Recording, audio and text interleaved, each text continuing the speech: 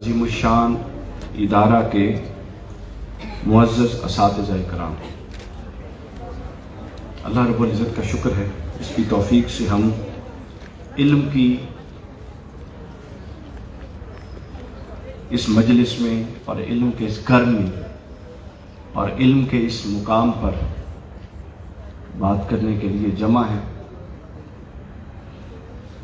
بہت ساری باتیں آپ لوگوں کے ساتھ ہو چکی ہیں، اور میں چونکہ میری یہاں پر پہلی حاضری ہے، ڈاکٹر صاحب سے پہلا ملاقات ہے، پہلی آشنائی ہے، تو آپ لوگوں کو اس بات کی مبارکباد، چونکہ یہ کمرشلزم کا دور ہے، ہر جگہ پر ایجوکیشن میں کمرشلزم آ چکی ہے، تو اور کمرشلزم ٹیکنیکل سپیکنگ کوئی بری چیز نہیں ہے، لیکن آپ لوگوں کو اس وجہ سے مبارکباد کہ آپ لوگوں کے ادارے، جس ادارہ میں آپ کے بچے پڑھتے ہیں، اس ادارے کا سربراہ آج بھی پروفیشنلزم کے ساتھ ساتھ ایتھکس کا، اسلامی قدروں کا اور جو معاشرتی ویلیوز ہیں ان کا پورا پاس رکھے ہوئے ہے۔ ایسے ادارے کم میسر ہیں، میں ان کو بھی مبارکباد پیش کرتا ہوں اور آپ سب لوگوں کو بھی اس پر مبارکباد۔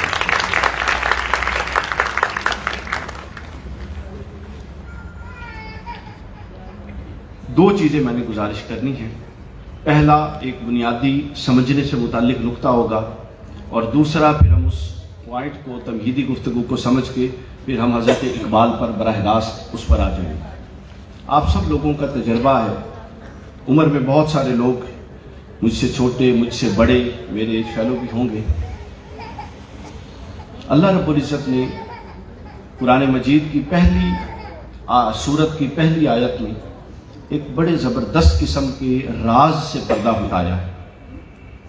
اللہ نے فرمایا، اعوذ باللہ من الشیطان الرجیم، الحمدللہ رب العالمین، کہ سب تعریفیں اللہ کے لیے ہیں جو عالمین کا رب ہے۔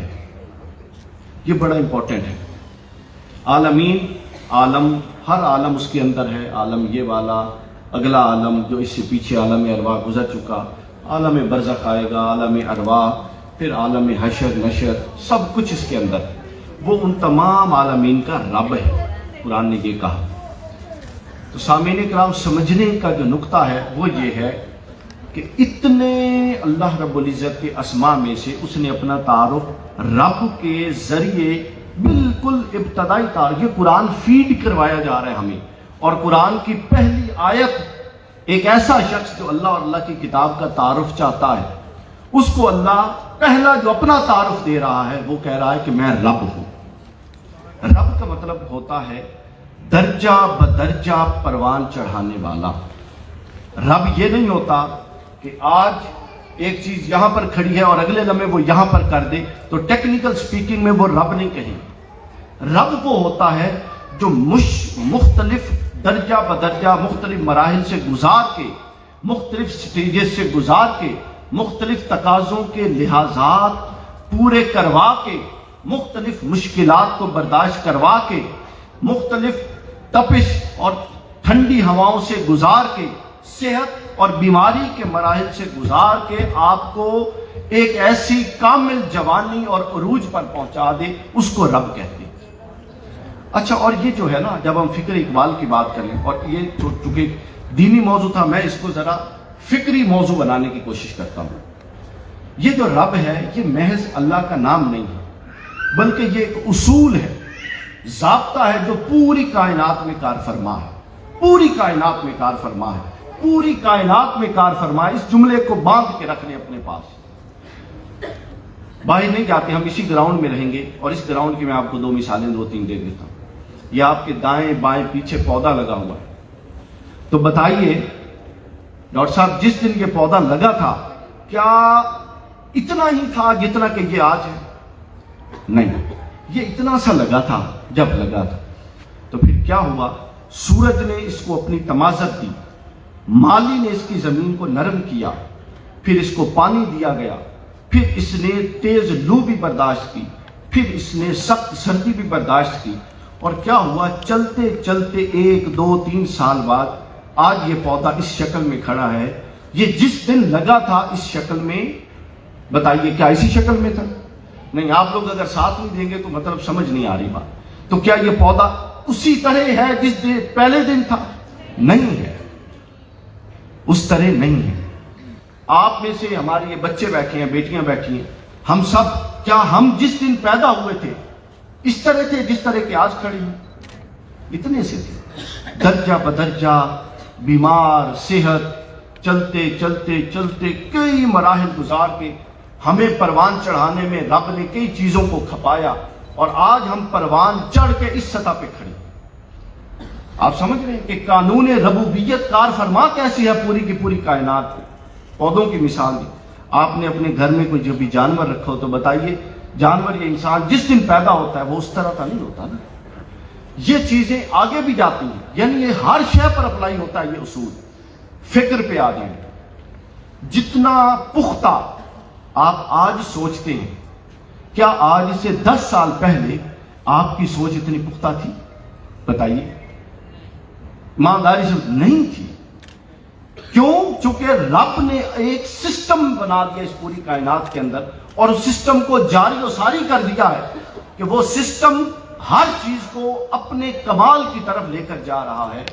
ہر چیز اپنے کمال کی طرف جا رہی ہے، لیکن نظم یہ نہیں ہے کہ وہ چیز پیدا ہوئی اور کمال پر پہنچ گئی. نظم یہ نہیں ہے. یہ اللہ کی شان ہے. وہ مالک ہے، وہ جس طرح کا نظم جاری کر دے. تو اس نے جو نظم اس کائنات میں جاری کیا، وہ نظم یہ ہے کہ وہ درجہ بدرجہ چیزوں کو پروان چڑھا. یہ پہلی بات آپ سمجھ گئے. اب دوسری بات یہ سمجھ لیجئے کہ جب وہ درجہ بدرجہ پروان چڑھاتا ہے تو اس کی شرط اس نے کیا رکھی ہے؟ کیوں؟ چونکہ دیکھیے، جیسا اقبال پروان چڑھے ویسا ہم میں سے کوئی بھی پروان نہیں چڑھا. جیسا آپ پروان چڑھے ویسا میں نہیں چڑھا، جیسا میں چڑھا ویسے آپ پروان نہیں چڑھا. ہر ایک کو مختلف ماحول میسر آیا، ہر ایک کو مختلف حالات میسر آئے، اور ہر ایک کی طبیعت مختلف تھی. تو وہ ان تمام چیزوں کا لحاظ رکھ کے مختلف انداز میں گرو اپ ہوا. تو پھر وہ کیا چیز ہے جو ہمارے اس جو قانون نشو و نما کائنات میں اللہ نے جاری و ساری کر دیا، اس کے اندر وہ بنیادی عنصر کیا ہے کہ جو ضمانت میسر کر دے. چونکہ ہر کوئی روبہ عروج تو ہے، مگر کئی ہم نے اپنی آنکھوں سے دیکھے کہ جوان ہو کر ظاہراً تو جوان ہوئے لیکن برباد ہو گئے. نہ اخلاق، نہ تعلیم، جہالت میں چلے گئے، بے راہروی ہو گئی، بدکرداری آ گئی. سب کچھ آ سکتا ہے نا، انسان ہے. تو پھر یہ دیکھنا ہے کہ جو رب نے قانون کار فرما رکھا، اس قانون کے اندر وہ سینٹرل پوائنٹ کیا ہے جو اس عروج کو درست سمت میں رکھتا ہے. یہ دو بات اگر والدین اور بچے سمجھ جائیں تو معاملہ حل ہو جائے گا. اور اقبال بھی یہ دو باتیں سمجھانے کے لیے آئے تھے. وہ دوسری بات یہ ہے، دوسری بات بھی اللہ نے قرآن مجید میں، قرآن دیکھیے ایک ایسی بنیادی کلید ہے، ہر شے اس سے کھلتی ہے. اور ہماری بدقسمتی یہ ہے کہ ہمارا ہر شے سے تعلق ہے سوائے قرآن سے.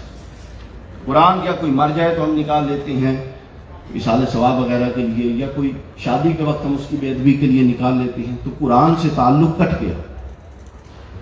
تو دوسرا بھی قرآن نے راز ہٹا دی. قرآن مجید نے فرمایا والذین جاہدوا فینا، اللہ نے فرمایا لنہدینہم سبلنا.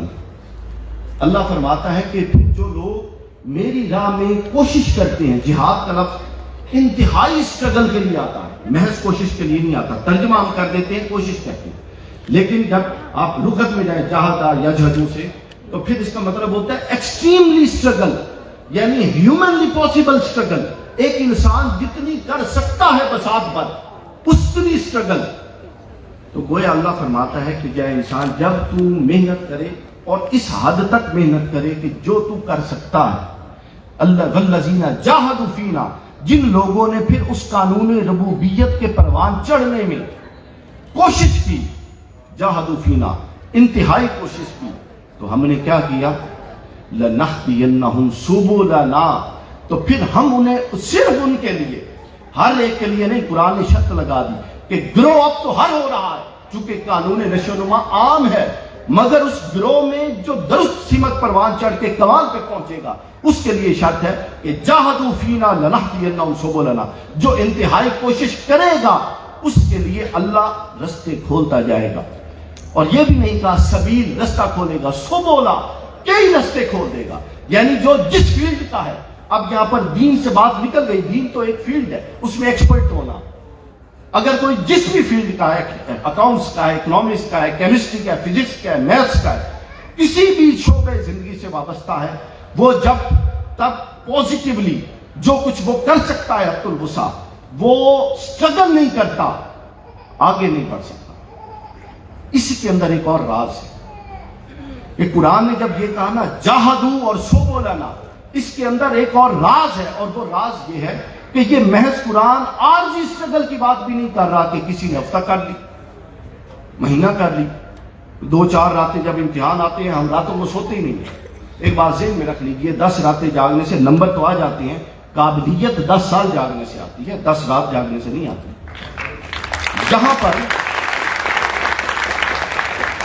یہاں پر جو اگلا راز اللہ رب العزت نے بتایا وہ یہ بتا دیا کہ انسان, میں نے بطور رب ایک نظم قائم کر دیا ہے کہ تو پروان چڑھے گا.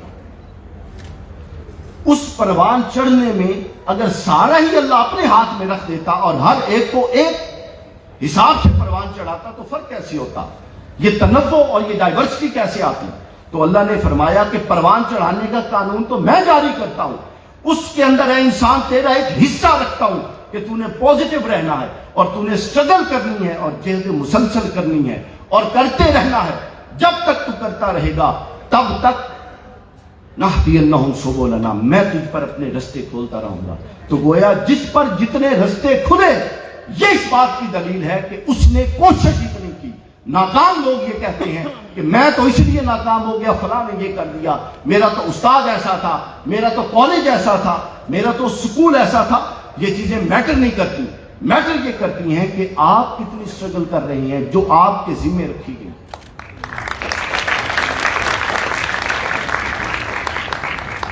اس کو ہم قانون نشو و نما کہتے ہیں. اقبال کا بہت سارا کام ہے, اس پر بہت فوکس ہے, اور میرا جو تھیسس ہے اس پر, اس میں ایک پورا چیپٹر میں نے لکھا ہوا. اچھا اب کیا ہے, اب آپ دیکھیے کہ اللہ نے پھر اب یہ 2 چیزیں ملا کے اب ہم آگے چل رہے ہیں کہ ہر چیز کو اسی 2 انداز میں اللہ مخاطب کرتا ہے کہ محض رب کو اس لیے نہیں ہے, ہم اس کو محض ربوبیت کا یہ مفہوم ناقص ہے کہ وہ ہر ایک کو پروان چڑھا رہا ہے. یہ آدھا مفہوم ہے, پروان تو چڑھا رہا ہے, لیکن کامل پروان وہ سب صرف اس کو چڑھا رہا ہے جو خود اپنا انپٹ بھی اس پروان چڑھانے میں لگا رہا ہے, اور مسلسل لگا رہا ہے, اور مسلسل گرو اپ ہو رہا ہے. یہ ایک بلڈنگ ہے, یہ بلڈنگ پروان چڑھے گی, اینٹیں منگوا لیں, سریا منگوا لیں, سیمنٹ منگوا لیں, ساری چیزیں منگوا لیں تو لوازمات پورے ہوں گے. لیکن اس کی دیواروں کو سیدھا کرنا اور اس کے اندر وہ ٹیکنیکل سٹرکچرل نظم رکھنا کہ دوسرا فلور بھی آ سکے, تیسرا فلور بھی آ سکے, بعد ازاں سیٹلمنٹ کریکس نہ آئے بلڈنگ میں, یہ ساری چیزیں انسان اور عقل نے کرنی ہے, ان اینٹوں نے نہیں کرنی. اللہ نے بتا دیا کہ ان اینٹوں سے دیوار کھڑی ہوگی, لیکن دیوار کھڑی کیسے کرنی ہے, سیدھی کیسے کرنی ہے, لوڈ بیئرنگ کیسے بنانا ہے, یہ حصہ انسان پر چھوڑ دیا. تو یوں اللہ یہ چاہتا ہے کہ انسان جو ایک کامل نمونہ ہے وہ قانون نشو و نما کے تحت اپنا حصہ ڈالے اور گرو اپ ہوتا ہے. اسی لیے فرمایا عالم اور جاہل برابر نہیں ہے. کیوں؟ یہ بڑا خوبصورت نکتہ. عالم, اس بات کو آپ بھی دہرائیں, عالم اور جاہل برابر, عالم اور جاہل برابر نہیں ہے. کیوں؟ کیونکہ اب دیکھیے نا, جاہل بھی 40 سال کا ہے بالفرض, عالم بھی 40 سال کا ہے, تو قانون نشو و نما کے تحت تو دونوں پروان چڑھ چکے ہیں. لیکن اللہ کہتا ہے اور اللہ کے رسول کہتے ہیں کہ عالم اور جاہل برابر نہیں ہے. کیوں نہیں ہے؟ چونکہ عالم نے اس گرو اپ کے 40 سال میں اپنا حصہ ڈالا تو اللہ نے کہا کہ ہاں یہ میری سنت کے مطابق گرو اپ ہوا, اور جاہل نے ان 40 سالوں میں اپنا حصہ اور اپنی کنٹریبیوشن نہیں ڈالی, تو محض ہڈیاں بڑھی, محض گوشت بڑھا, نہ فکر بڑھی, نہ علم آیا, نہ نور آیا, نہ ہدایت آئی, نہ تقویٰ. تو وہ حصہ خود بندے نے ڈالنا.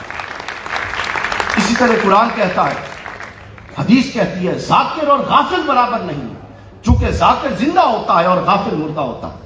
اس کے بعد قرآن کہتا ہے کہ جہاد کرنے والے اور جہاد نہ کرنے والے ہاتھ پہ ہاتھ دھر کے معجزوں کے انتظار میں بیٹھنے والے برابر نہیں ہیں. بدقسمتی یہ ہے کہ ہماری قوم معجزہ پرست اور معجزے کے انتظار میں بیٹھے, ہم میں سے ہر بندہ یہ چاہتا ہے کہ اوپر سے کچھ اترے گا اور مجھے اٹھا کے آسمان پر جا کے بٹھا دے گا.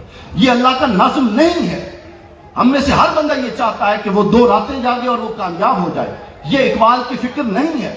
ہم میں سے ہر بندہ یہ چاہتا ہے کہ وہ کسی سے جا کے پھونک مروائے اور پتہ نہیں اس کے اندر کیا آ جائے. اس طرح کچھ نہیں آتا. ماڈل صرف سنت رسول ہے اور وہ 23 سال کی سٹرگل ہے. دن میں بھی سٹرگل, رات میں بھی سٹرگل, کبھی احد کے میدان میں سٹرگل, کبھی مکہ میں سٹرگل, کبھی کہیں سٹرگل, کبھی کہیں سٹرگل. تو گویا وہ پوری کی پوری جہد مسلسل ہے جس نے جا کے 23 سال کے بعد وہ نتائج اخذ کیے. ورنہ اگر آپ سال بسال مطالعہ کریں تو آپ تو کہیں گے کہ یہ تو کیسی سٹرگل ہے, اتنے شدید اور اتنے تنگ حالات, لیکن نتائج نہیں آئے. اس کے لیے آپ کو دور تک چلنا پڑتا ہے. اس لیے قرآن نے کہا جہاد کرنے والے یعنی کوشش کرنے والے اور کوشش نہ کرنے والے برابر نہیں ہیں. اس فلسفے کو, اسلام کے اس پورے فلسفے کو جو میں نے بتایا یا فکری حوالے سے اقبال نے ایک نام دیا, اس کو اقبال کہتا ہے اسلام کا اصول حرکت.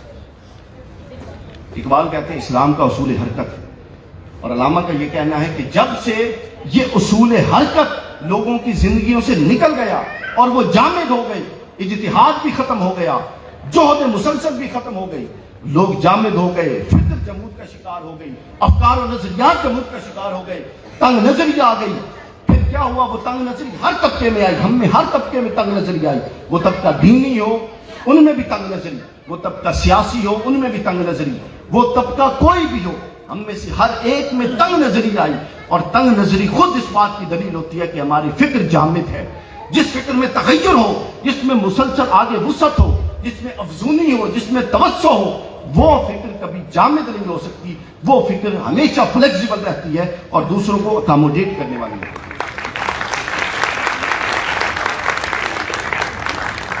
اقبال نے اسی پورے فلسفے کو ایک اور نام دیا. اقبال کہتا ہے کہ میں یہ چاہتا ہوں کہ نوجوان فطرت بالفعل کو, بالقوہ کو فطرت بالفعل میں بدل دے. فطرت بالقوہ, پوٹینشل میرے اندر کیا ہے.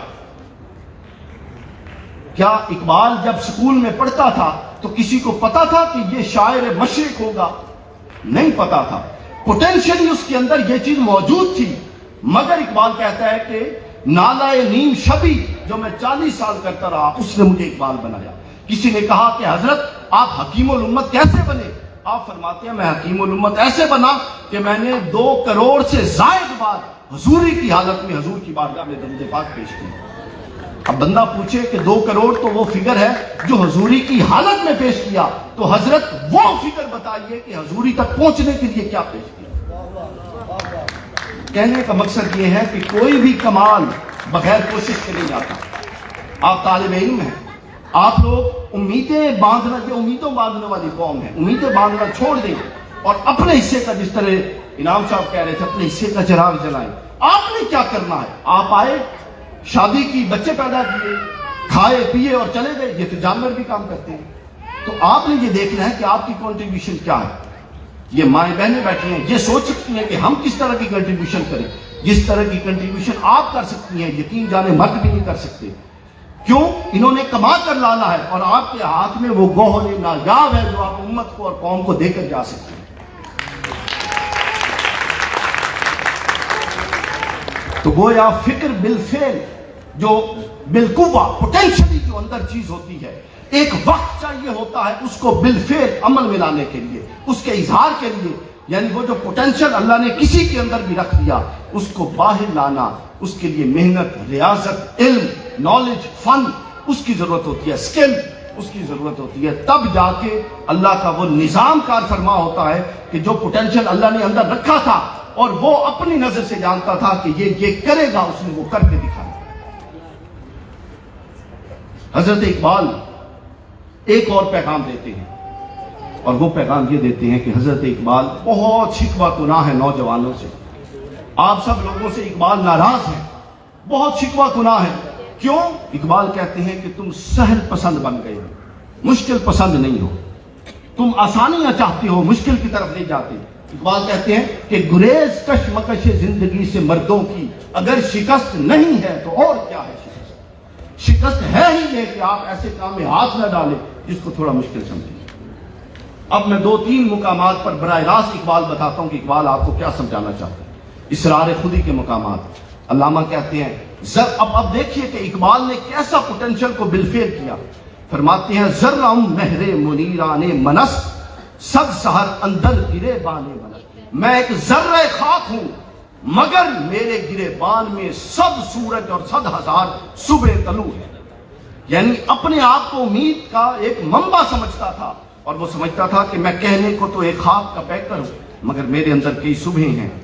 خاک من روشن ترز جامع جمس مہرمز نارز ہائے عالمس. کہتا ہے کہ میرا جو ضمیر ہے، میری جو خاک ہے، وہ جمشید کے جام جو چمکتا تھا اس سے بھی روشن ہے، اور میرے گریبان میں سینکڑوں صبح پوشیدہ ہیں. پھر وہ کہتے ہیں کہ اسر من دانند، اب یہ شکوہ آگے اقبال کا، کہ اسر من دانندائے اسرار نیست ہم نشین از نغمہ نا آشناس. کہتے ہیں کہ میرا یہ جو دور ہے یہ میرے اسرار کو نہیں پہچانتا، کیونکہ لوگ میرے اسرار کو جاننے والے نہیں ہیں.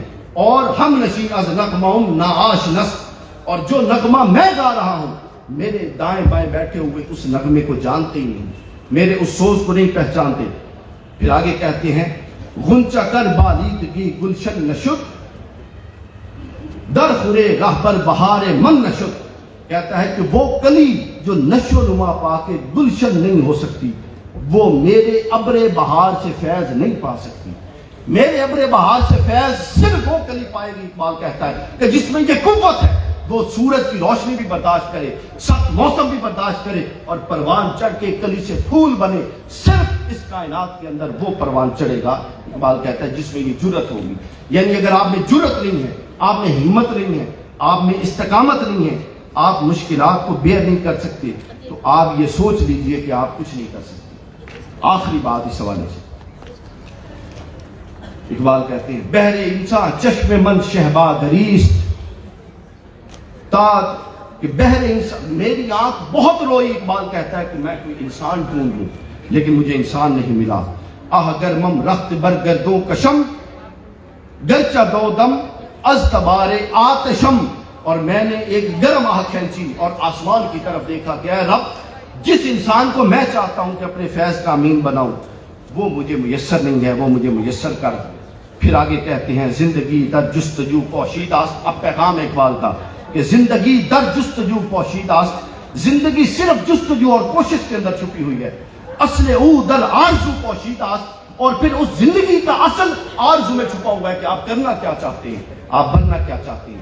اور اقبال نے زندگی کا پیغام دیا، جس پر میں بات ختم کر رہا ہوں. اقبال نے پیغام دیا اور اقبال نے کہا کہ فریب نظر ہے سکون و ثبات. یہ شعر سن لیجیے آخری.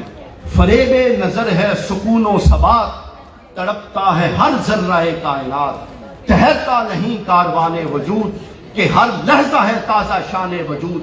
سمجھتا ہے تو راز ہے زندگی، فقط ذوق پرواز ہے زندگی. اگر آپ کے اندر اپنی موجودہ حالت سے اگلی حالت میں بدلنے کی ذوق پائی جاتی ہے، جستجو کوشش اور آرزو پائی جاتی ہے، تو سمجھ لیجئے کہ آپ زندہ ہو. اور اگر آپ میں اپنی موجودہ حالت پر سے اگلی حالت میں منتقل ہونے کی جستجو نہیں ہے تو سمجھ لیجئے کہ آپ مردہ ہیں. اور اقبال نے کہہ دیا تھا کہ گریز کشمکش زندگی سے مردوں کی، اگر شکست نہیں ہے تو اور کیا ہے شکست. شکست یہ ہے کہ آپ زندگی کے مشکلات سے نبرد آزما ہونے سے جان چھڑائیں اور اپنے لیے آسانی طلب کریں. تو طلبہ اور طالبات، آسانی پسند نہیں ہونا.